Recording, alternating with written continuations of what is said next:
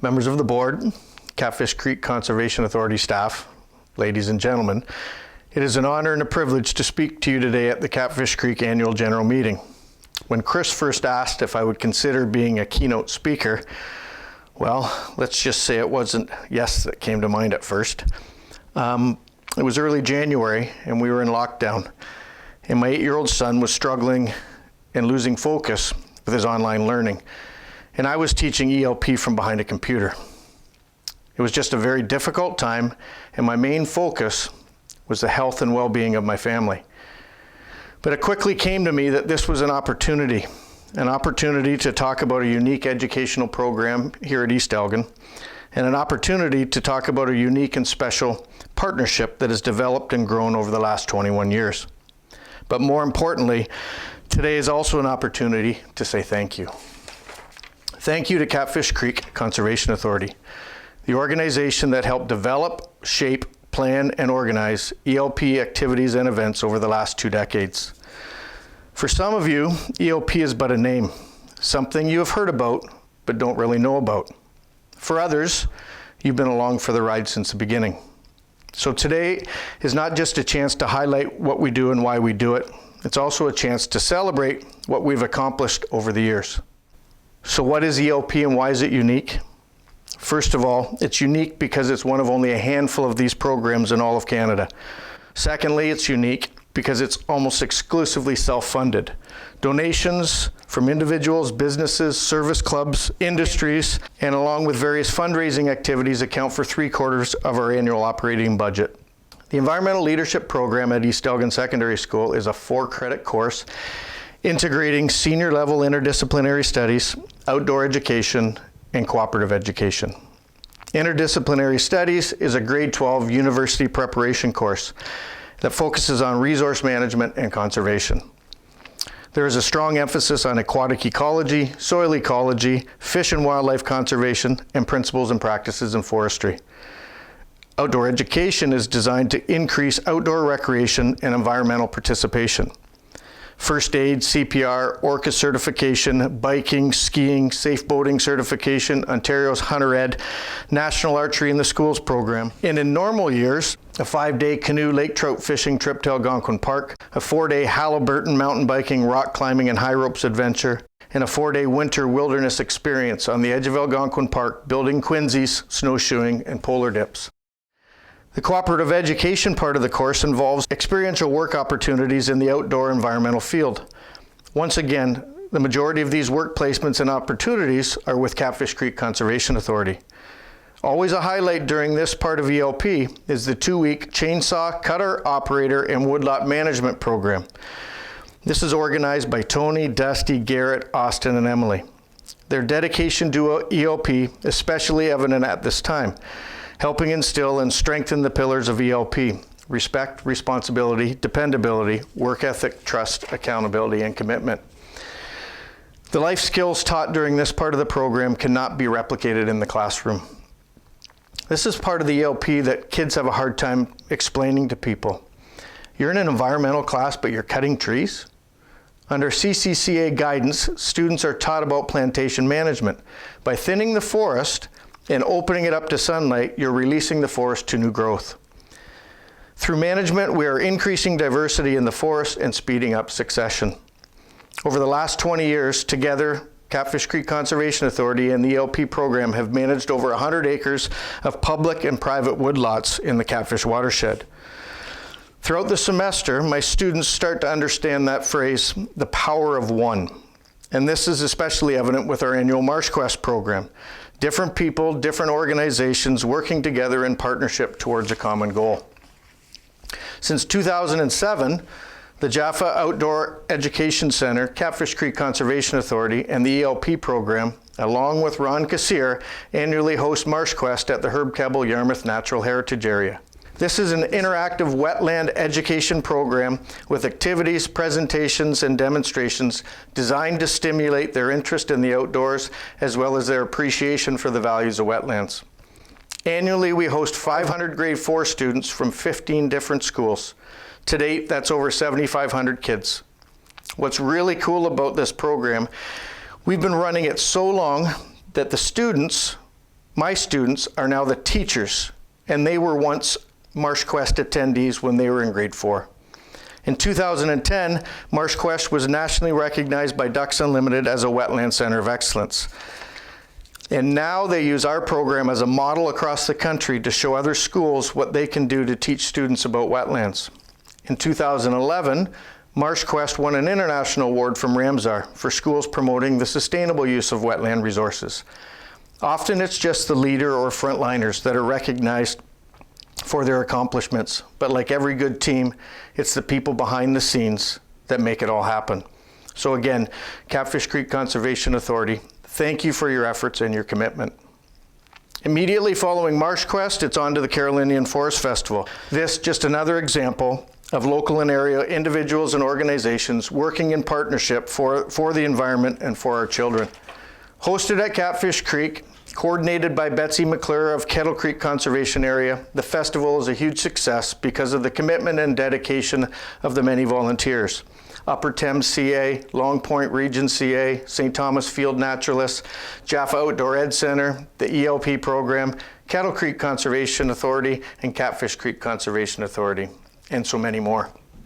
The Carolinian Forest Festival is a 4-day event that annually teaches over 1,200 grade 6 and 7 students. Activities, interactive displays, and presentations provide a unique outdoor learning experience for students to learn about the Carolinian life zone, species at risk, climate change, stewardship, and conservation. Here, the ELP students have the opportunity to teach others of the Carolinian forest, its uniqueness, what's happened to it, what's being done, but more importantly, what they can do in their own backyards to protect it into the future. Incredibly, since 2008, over 15,000 students have attended this festival. And just like MarshQuest, when we get feedback from parents and teachers and students alike, it's these two festivals that are highlights of the school year. I remember one comment as students were boarding the bus at the end of a MarshQuest day. Hey, that was better than Canada's Wonderland. Working with these individuals and organizations has been absolutely amazing. No sooner do we wrap up from one year, we're meeting, organizing, and planning how to make next year better. Like the phrase we use with Wetlands and Ducks Unlimited, if you build it, they will come. The staff at Catfish live by the phrase, if you provide it, they will learn. Another part of the program that we're so proud of here, it's come to be known as Streams and Stuff. Under the guidance of CCCA staff, my students learn about the negative impacts of land use practices on our waterways. Annually, we adopt a section of the creek and work to rehabilitate it. This year, we were at one of their own properties, Archie Coulter Conservation Area. The class was divided into 4 groups, and each group was assigned a section of the creek, roughly 100 meters. Their job was to document, map, and photograph all the problem areas of their section. Eroded stream banks, lack of riffle runs and pools, lack of buffer strips, low flow, low oxygen, high temperature, lack of gravel for spawning. They do a full assessment, and from there they research how to fix it.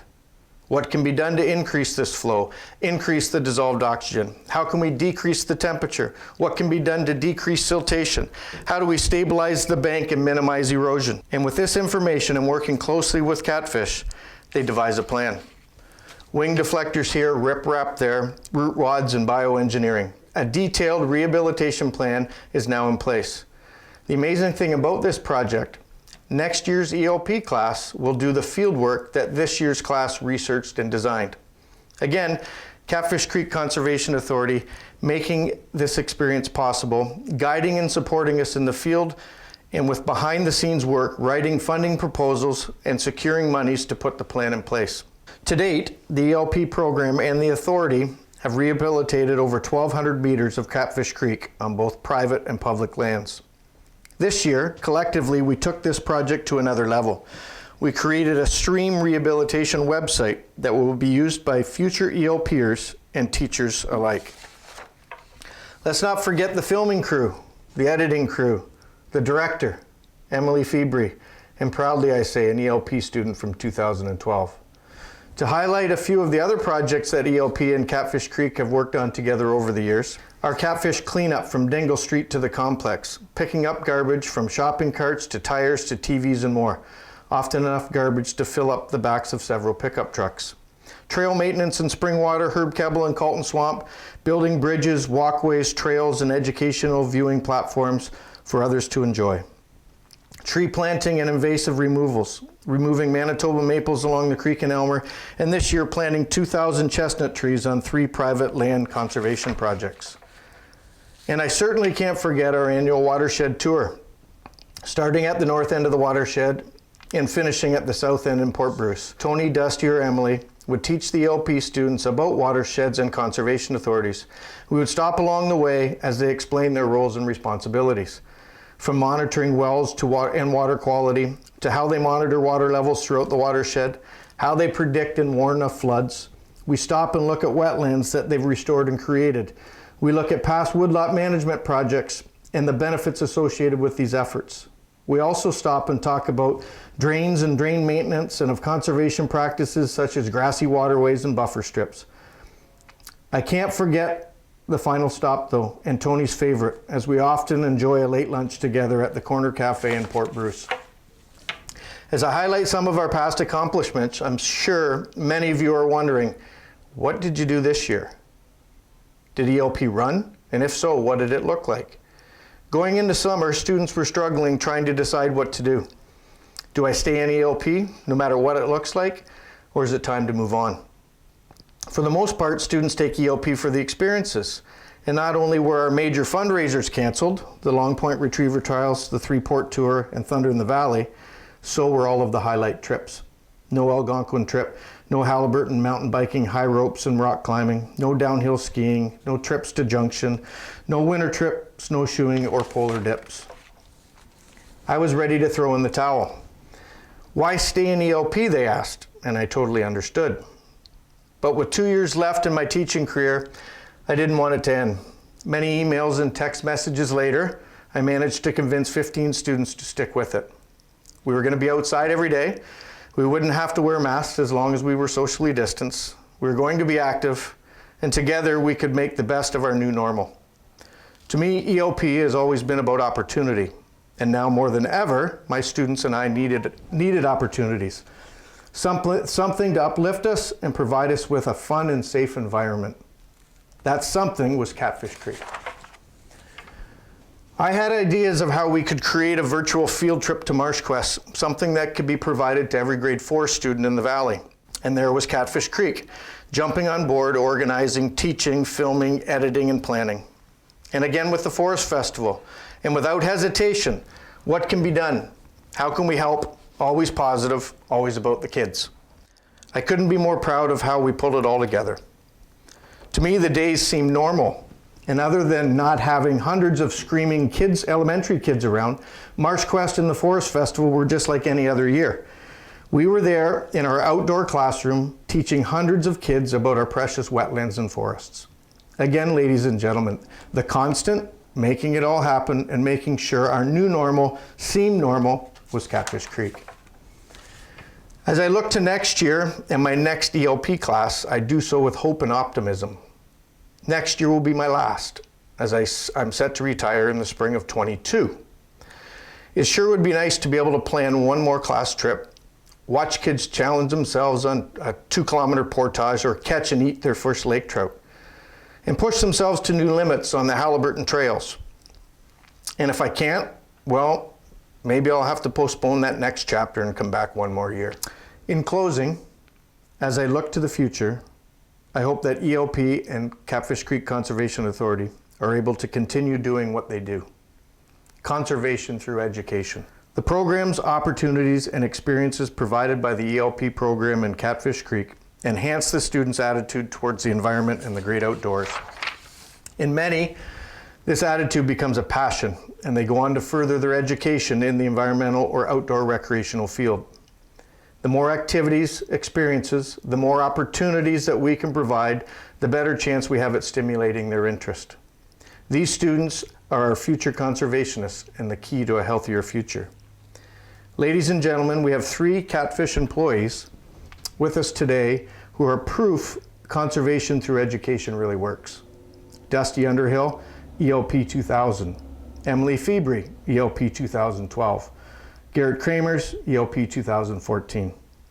I'm proud to have taught them, but even more proud to continue to work with them every day. To Chris and the board, you're in good hands.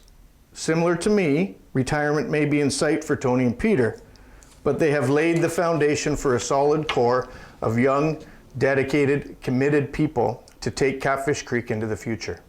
Once again, Catfish Creek employees, Chris, Peter, Tony, Dusty, Emily, Garrett, Austin, Susan, and Kelsey, thank you for all you do.